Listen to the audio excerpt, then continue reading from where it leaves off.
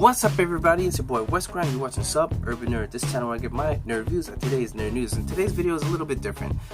It's sort of like a review of Ant-Man and Wasp, but I've done a major review, which you guys can check it over there. But this is a review of giving my gripes, because the first video, my review was mostly positive, not that many negatives, but there was just some things that I didn't touch on that I wanted to get off my chest, that issues I sort of had with the Ant-Man and Wasp movie. And it's only 5, so this video shouldn't be that long, hopefully. But number 5 on my issues or gripes with the Ant-Man and Wasp movie. Ants are everywhere. That's Scott Lang, like, you know, anywhere that Ant-Man needs an ant, it pops up. In fact, they even do a joke like we're close to the end where like he needs an ant and then Seagull goes and swaps it, eats it. And then he calls another ant, Seagull swaps it, eats it. And he calls another ant, Seagull swaps it, eats it. Anytime, and I don't know where these ants are, because the second he turns small, he's flying. Like literally, the second he turns small, he's flying and on an ant, and it's taking him everywhere. Anytime he needs to go somewhere, he jumps to turn small, ant flies. Like they're either in his pocket or somewhere, and then like he shrinks and they come out and he flies on it. But I don't understand how everywhere. Granted, ants are everywhere, but not flying ants. Flying ants aren't as abundant as this movie makes it seem, man. Flying ants, I rarely see a flying ant. I don't know if I've ever seen a flying ant. Maybe, I think I might have seen it in a while when I was a little kid, but as of now, I don't know. Maybe in San Diego or wherever the hell he lives, there's flying ants everywhere. Maybe. But still, the fact that anytime he turns small, Ant-Man turns small, you got a small ant that takes him wherever, that, I was like, okay, this is getting ridiculous. Where are these ants coming from? I literally was like, where are these ants coming from? But that leads into my number 4 gripe. These ants are faster than jets. I'm sorry. These ants cannot fly at Mach 3. In order for him to get where he needs to get on an ant, like flies fly pretty fast. They do. Do flying ants fly as fast as flies? Because I don't think so. They're kind of big and kind of wonky. They have big wings or whatever. So I don't know how they're going to wherever he wants to. They're flying across town. He needs to get from like the woods all the way to the thing and beat cars. I mean, granted, if it's in LA, traffic is horrible, yes. But for you to get everywhere you want to be on an ant, they're making these ants seem like they're a lot faster than they are. I'm sorry. That is just crazy.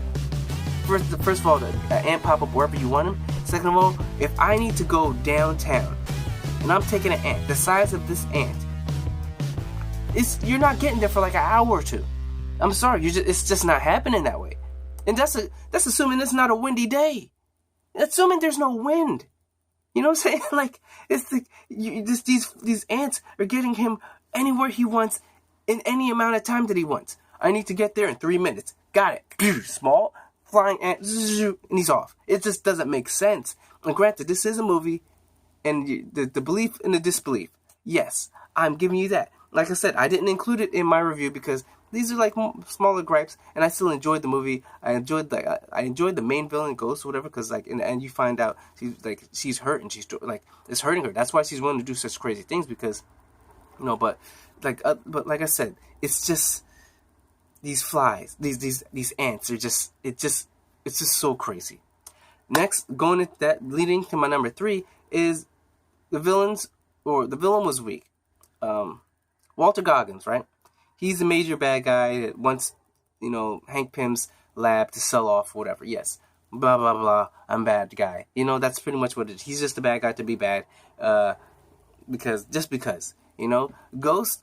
At first, I wasn't sure about her, but I definitely liked her. Like, I forget the actress's name, Hara James something. Like, first of all, like I said, she's beautiful. I did like her villain. It definitely had more depth to it. Not crazy depth like Thanos, but it definitely had depth to it because she got this thing happen, Turner, like, gave her these abilities. You know, she was trained by the U.S. whatever to be a killing machine where she could face through things. So, but except she's in pain now because she's degrading. So therefore, she wants to get Hank Pym's wife out to drain her energy so that she can maybe become solid. And you understood, like, she's in pain. Like, she has to go into this chamber just to dissipate the pain. So when you're at that point of like you're just living hurts, you're kind of willing to do some crazy things, and that's what she was. She was a force to be reckoned with, and I definitely liked her. But Walter Goggins, he was just a blah blah blah villain. He was just there as I don't even know if you can count him as like super bad. He was just there that he was always in their way. As long with Ghost was in their way because she had her own agenda, but Walter Goggins is just like, okay, bro, you just want this just because you want this to sell it, okay, whatever. Like, he has buyers that wants it. That's what it is. He wants buyers that want the lab, and he can sell it for a lot of money, and that's his agenda. So it was kind of weak, but that's some being said. Like I said, I still liked Ghost, so therefore it kind of evens out. You got a weak villain, and then like a pretty good, decent villain. Push them together, you still got like a C or B minus or something like that if you were to grade them. Second, not sure about the post-credit scene. If you guys, like I said, spoiler alert, the post-credit scene where they, the Pym family, they get dusted, So I'm wondering, I'm like, okay, this leads into the Avengers Infinity Wars, but still, where the hell was Ant-Man?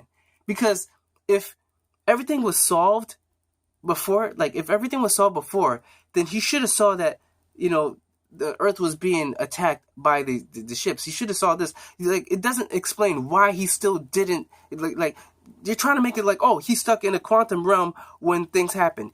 Yes, but when he went in, then that's when everybody got dusted. But it was, the Infinity War takes place in like 48 hours, so why didn't he do or say anything to interact with what's going on in the world? I'm sure that had to be on the news, so you're still telling me that he wasn't watching TV? He didn't hear about all this thing going down in New York or whatever, like with ship, like, no, you didn't hear about this? Okay, because I mean, New York is pretty big. When World Trade Center went down, yeah, people heard, people saw, and this is pretty big and pretty epic when a giant ship appears over New York City and starts sucking up things. I'm pretty sure he probably would have saw that on the news. So the reason why he still wasn't part of the Infinity War still does not make sense to me. It still is a flaw in their plot. I'm sorry, it just is. Though he was in the quantum realm when everything got dusted, so maybe that's why he didn't get dusted, it still makes no sense why he wasn't in part of it. And then last of all, quantum physics in this movie makes no damn sense. Sure, he can turn small but have the strength and weight of his regular size, so that's how he can punch and knock people out. So Ant-Man Wasp. But how is he flying on ants? Ants can carry 100 times their weight. Humans aren't 100 times their weight. So if he's keeping the weight of himself when he goes and punches these people, how is the ants flying him?